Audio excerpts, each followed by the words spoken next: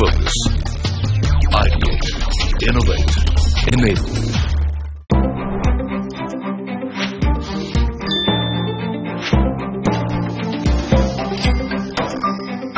Hello and welcome to this special show, Transforming Indian Cities, Sustainable Sanitation and Affordable Housing. As India becomes one of the fastest growing economies in the world, its urbanization has picked up rapid pace. By 2030, an additional 600 million people are expected to move to Indian cities. As our cities burst at the seams, how can we assure housing for all? What will it take to adopt sustainable sanitation and wastewater management techniques? How can the government and private sector collaborate to offer solutions? And can we as a nation balance our development agenda with our sustainability goals? To answer all of these questions and lots more, I'm joined by a very eminent panel of experts at our studio today. Joining me on the show are Nilay Verma, Partner and COO, Infrastructure, Government and Healthcare Practice, KPMG India. Liz Forsyth, Global Lead, Human and Social Services and Deputy Chair, KPMG Australia. Saurabh Jain, Additional Mission Director, Swachh Bharat Mission, Urban, Ministry of Urban Development, and Sanjay Chaturvedi, CEO of Shubham Housing Development Finance Company. Welcome, gentlemen. Welcome, Liz. Thank you so much for joining us on the show today. Urbanization is throwing up all kinds of challenges for all of us. First up, Nilay, I'd like you to set the context of how huge are the challenges of sanitation and affordable housing in the Indian context? I think you're absolutely right. I mean, urbanization in India is happening at pace that we've never seen before.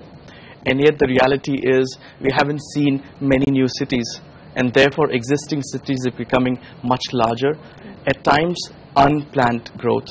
And therefore we've got significant amount of challenges in both areas that you talk about, both affordable housing as well as sanitation. And it's interesting that you use the word sustainable sanitation, because I think, personally, sanitation has a very direct impact to the well-being of our citizens, because the coping cost or the health impact of poor sanitation is very, very significant. Absolutely. And that's where the word sustainable sanitation becomes extremely important, because very often sanitation was looked at about building toilets. And it's great that we have a mission of Government of India, Swachh Bharat Mission, which is not just looking at creating toilets, but creating open defecation-free society. But total sanitation goes beyond that. It not just looks at creating ODF-free, but actually treatment of that as well as disposal of that waste. And because those two are extremely important as well. Right. And so therefore, when we are talking about sustainable sanitation, we're not just talking about collection, we're talking about transportation, we're talking about treatment, and more importantly the reuse of that, so that we're actually bringing in a end-to-end system of sanitation. Right, and Saurabh, the Swachh Bharat mission is really one step in that direction, but how important a goal is sustainability to the mission, and what are the sort of steps that the mission has in store over the next couple of years to ensure that every sanitation practice that we pick up is really for the long term and sort of, putting the planet first? So as Nilay has just mentioned that Swachh Bharat mission has been launched with the primary objective of not only just building toilets, but also to have a sustainable behavior among the citizens towards cleanliness, and to adopt a mindset among the society that they should go for cleanliness. Okay. So it's not only about building toilets, but also bringing about the behavior change among the society, so that once the toilets are built, they are being used, they are being the waste is properly collected, transported, processed, so that the problems that can be associated with improper waste management can be taken care of. Right. So Swachh Bharat Mission talks about not only creating the urban infrastructure, but also bringing about soft change in terms of behavior of the citizens. Right. And Liz, the other challenge that we're discussing today is that of affordable housing, and you've done some outstanding work in that space.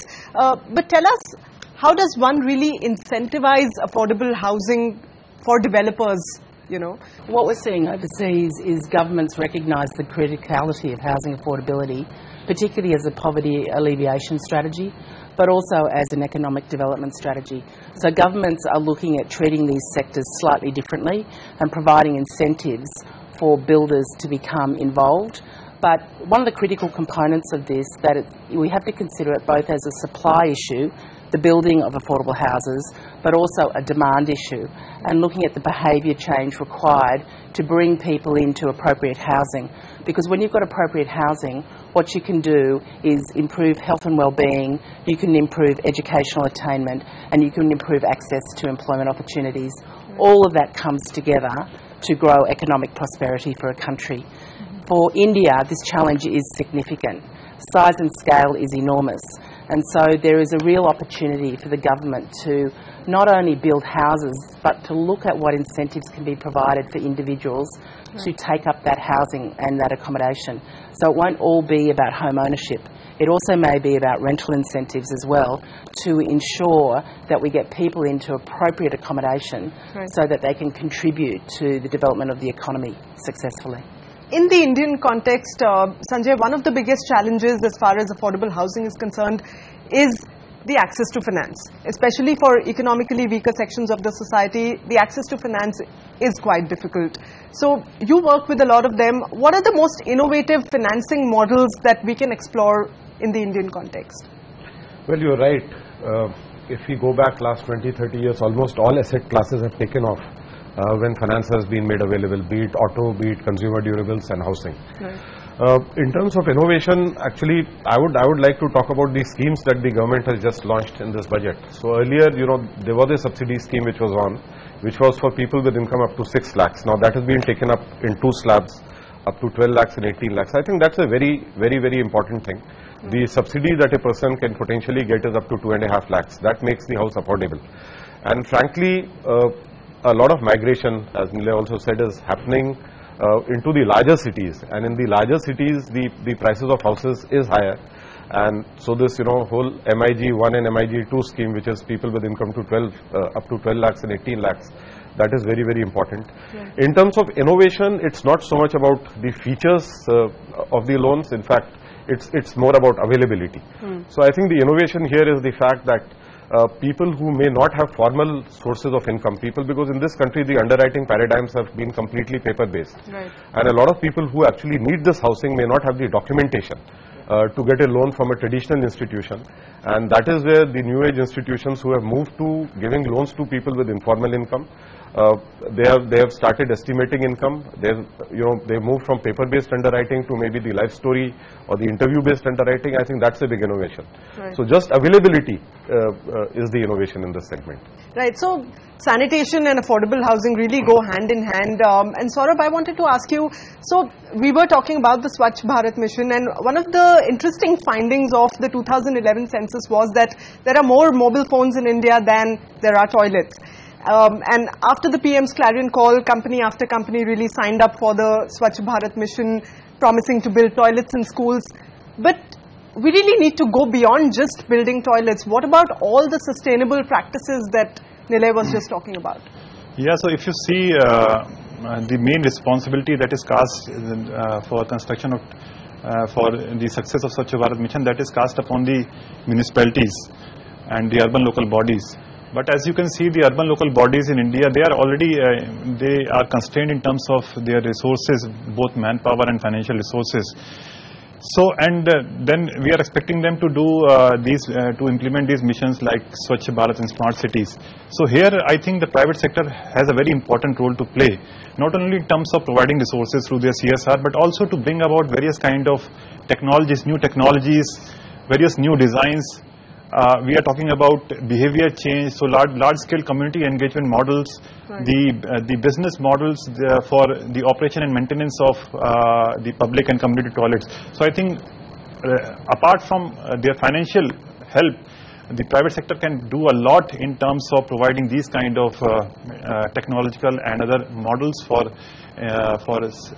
ensuring the sustainability of Swachh Bharat mission initiatives. Right. Liz, for any large-scale development initiative to really become a success, the involvement of the citizen is extremely important. Absolutely. So, what are the sort of best practices that India can emulate as far as involving citizens is concerned in both of these aspects, affordable housing and sanitation? One of the critical components is having the citizen involved and the community involved at the beginning, and really understanding their issues and their perspective. Because if they don't change their behaviour, you can build the toilets and you can build the affordable housing, but you won't get the uptake. And so the question is, how can we understand what that community and those customers want, and then modify and adjust our processes to accommodate that. It's also about using community leaders and self-help groups and those that are influential to shift the behaviour at the same time that the infrastructure is being built, so that you get optimum use and you get take-up. And monitoring and ongoing assessment of how effective that is really important. And they do this with Shrashbadi, and they do this very successfully when we start to understand communities that have really shifted their behaviour over time. Similarly, with affordable housing, we need to think about that, because there's a real challenge at the moment. It's not only a supply issue, but it's an uptake issue. And we really need to understand what individuals will do differently or could do differently if, in fact, we modified the way that we provide affordable housing so that we get better uptake. All right. So on that note, we're going to take a short break on the show, but stay with us, because on the other side, there's lots more coming up on affordable housing as well as sanitation.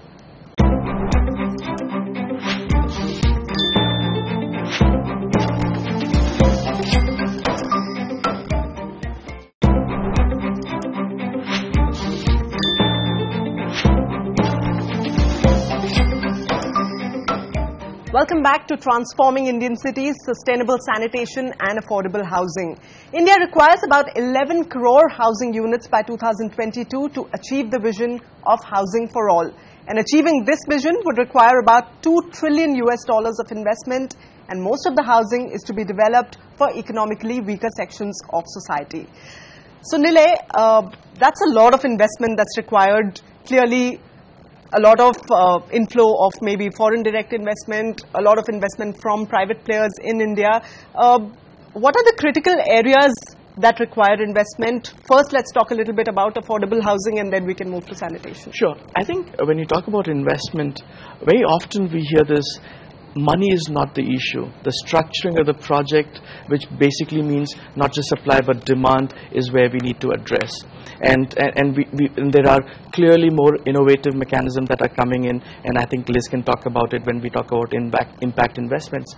But I think we really need to go back on the demand part of it. You know, recently we did a study in a couple of low-income states to look at affordable housing which have been created, but the uptake hasn't happened. So you've got a situation wherein you're creating affordable housing which is about 30-40 kilometers from the city center or from where place of work.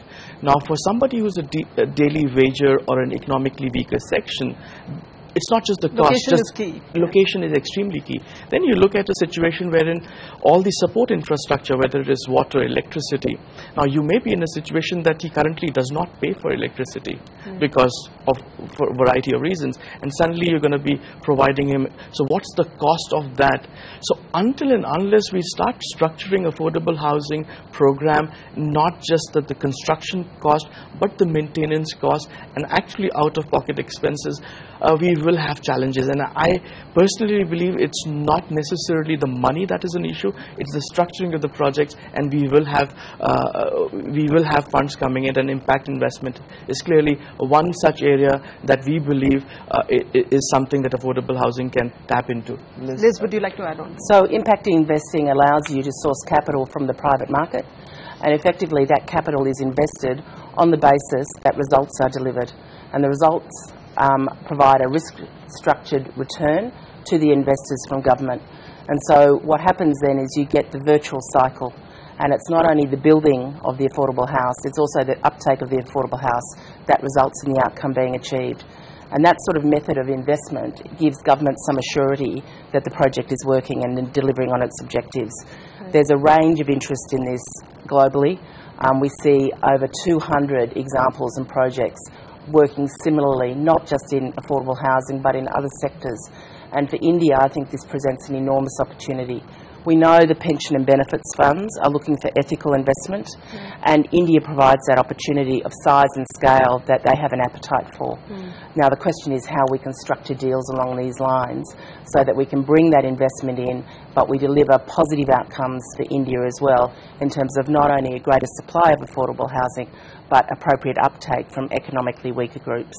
Sanjay, you deal with the economically weaker sections of society. You help them get finance for affordable housing. What's your experience been with respect to the housing projects that are offered to these sections of society? How important is location there, and what are the other parameters that really need to be kept in mind while designing solutions for them? No, I completely agree with Nilay. I could cite the example of a development project in Delhi, which is Savda Ghevda. We have not heard about it, most of us. This is beyond Rohini. Now, we tried to finance some houses over there, and we heard stories like, there was someone who would work in Ghazipur Mandi, and like he said, it would take 100 rupees by bus to go and come back.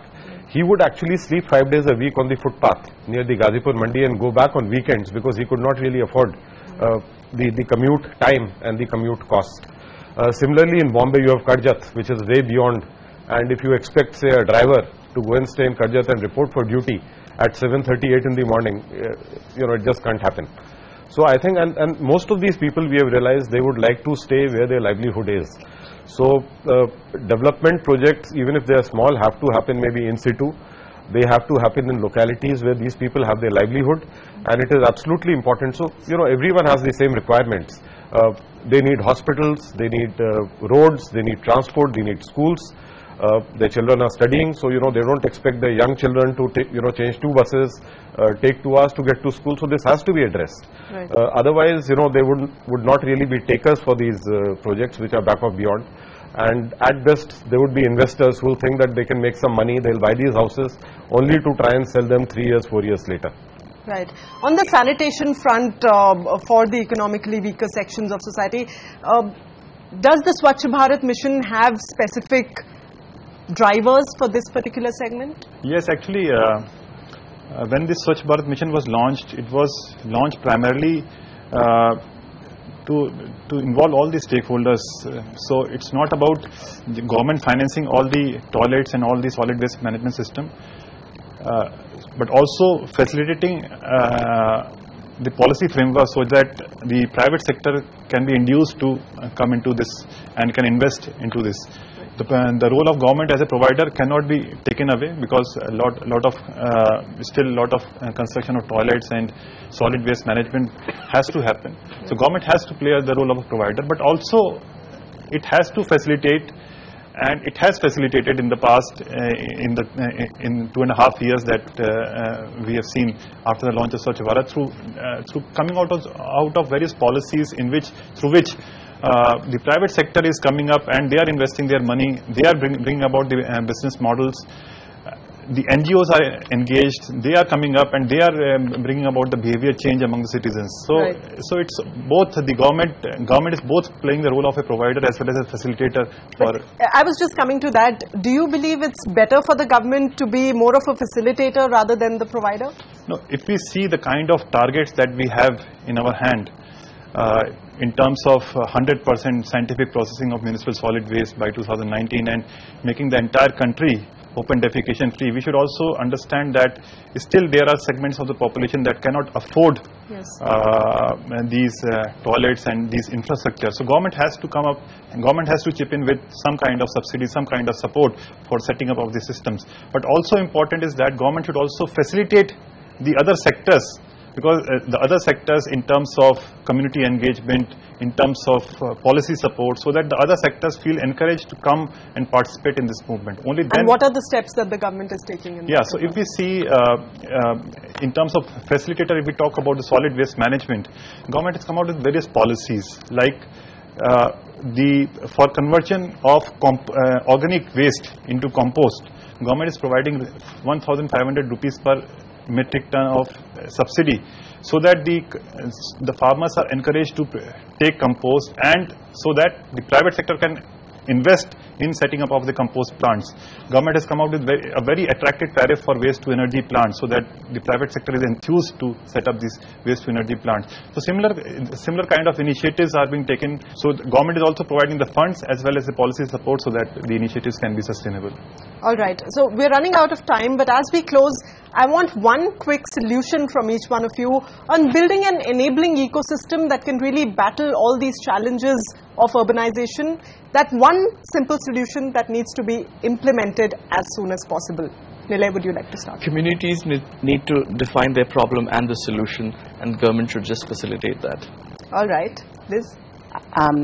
we need to think about energy and sustainability and quality in affordable housing, otherwise we're going to create a problem for the future. So as has been discussed by the panel, we should not only see the problem from the side of supply only, but also from the demand side. The citizens should feel that yes, that is why sanitation is important to them, why it is important for them to have a toilet, why it is important for them to safely dispose of their solid waste. So the supply side, the infrastructure side, the government should support, but also from the demand side, this behavior change has to come from the citizens. Clean up the titles. There should be clear title to land, and that would encourage people to actually do long-term planning and invest in making houses, and people would then buy those houses. So clean up the title. Those are some easily implementable solutions. Thank you so much for joining us on the show today. Thank you, Liz. Thank you, gentlemen. Well, quality housing for all and planet before profit. Perhaps those should be the mantras for all stakeholders if we really want to see India's sustainable development agenda take shape and become a reality. With that, it's a wrap on this special show. Hope you enjoyed the insights. Thanks for joining in. Goodbye.